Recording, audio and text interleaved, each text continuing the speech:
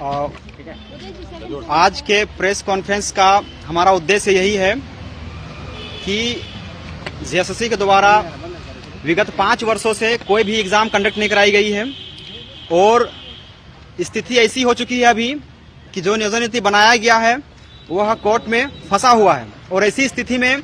अगर सरकार की मानसिकता को अगर आप देखते हैं तो सरकार किसी भी तरह से रोजगार के पक्ष में दिख नहीं रही है और इसीलिए झारखंड के युवाओं ने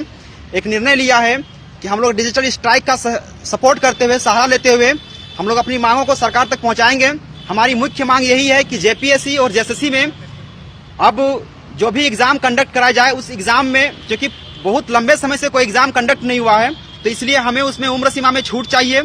और एक ऐसा नियोजन नीति बनाया जाए, एक ऐसा नियमावली बनाया जाए जिसमें किसी भी झारखंडी स्टूडेंट्स को वंचित नहीं किया जाएगा अवसर पाने से।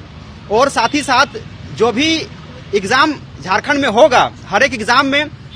निष्पक्षता होना चाहिए,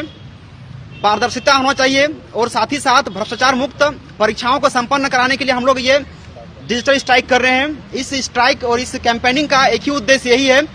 कि अधिक से अधिक संख्या में युवा जुड़ करके सरकार से अपनी मांगों को सरकार के समक्ष रखेंगे, प्रस्तुत करेंगे। क्योंकि पिछले कई सालों से सरकार केवल आश्वस्त कर रही है, सरकार को डर लगता है कि महामहिम के पास उनका लिफाफा है, इसलिए वो डरती है और उनके डर से बहुत सारे काम करती है। लेकिन सरकार ये भूल जाती है कि हर चुनाव में युवाओं के पास भी एक लिफाफा होता है और उस लिफाफे का वो लोग समन्वय नहीं कर पाते हैं। और इसीलिए सरकार जब से आई है तब से लेकर के अभी तक से सरकार ने एक भी स्टैंड, एक भी काम, एक भी कोई भी ऐसा नियमावली या फिर कोई भी ऐसा नियम जो है झारखंड के बेरोजगार युवाओं के लिए नहीं किया गया है। आज आप देख सकते हैं हमारे पीछे जो युवाओं की फौज खड़ी हुई है, युवाओं का जो भीड़ पड़ा हुआ है। कोई भी युवा अगर यहाँ पे तैयारी करने के लिए पहुंचे थे तो उनको लगा था कि हम सिर्फ यहाँ पे आकर के 5 महीना, 6 महीना, साल भर तैयारी करेंगे, लेकिन वही युवा आज तैयारी करते करते 5 साल बिता दिए हैं। कोई भी एक बेरोजगार युवा जो घर में रह करके तैयारी कर रहा था, आज अगर वो शहर में आकर तैयारी कर रहा है तो जाहिर सी बात है कि उसके पास सीमित संसाधन है, पैसे नहीं है, अर्थ का अभाव है, उसके बाद भी वो किसी तरह से मैनेज कर रहा है। और इसीलिए झारखंड के युवाओं ने निर्णय लिया है कि जितने भी झारखंड के युवा हैं, चाहे जितने भी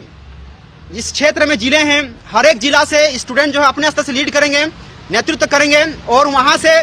डिजिटल कैंपेन को आगे बढ़ाया जाएगा। और सरकार अगर हमारे इस कैंपेन में भी बात नहीं सुनती है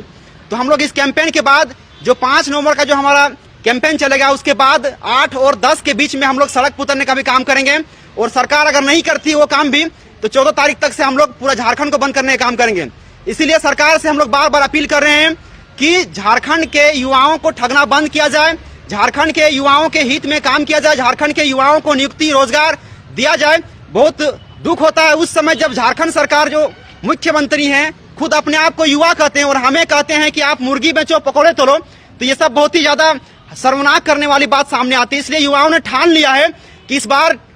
डिजिटल स्ट्राइक के माध्यम से पूरे शहर को धुआं धुआं कर देंगे। हर एक क्षेत्र में ट्विटर को इतना बेहतर तरीके से हम लोग ट्रेंडिंग में लाएंगे कि आने वाले समय में 7 पुश्तों तक सरकार याद रखेगी कि झारखंड में युवाओं ने एक कैंपेन किया था। इसलिए झारखंड के युवाओं से मेरा खास करके अपील है कि इस कैंपेन में आप अपना सहभागिता दीजिए, अपना भागीदारी दीजिए। अगर आज आप अपने हक और अधिकार के लिए सामने नहीं आएंगे तो आने वाले समय में कोई भी सरकार आपकी बात नहीं सुनेगी। इस सरकार को अगर आप अपनी बात मनवाना है तो डिजिटल कैंपेन के माध्यम से सरकार को अपनी बात मनाएंगे। सभी झारखंडी युवाओं से मेरा एक अपील है कि आप लोग इस कैंपेन में सहभागिता दीजिएगा। छात्र एकता जिंदाबाद, छात्र एकता जिंदाबाद, हमारी मांगे पूरी करो, हमारी मांगे पूरी करो, हेमंत सोरेन न्याय करो, हेमंत सोरेन न्याय करो। अच्छा, ये जो है ना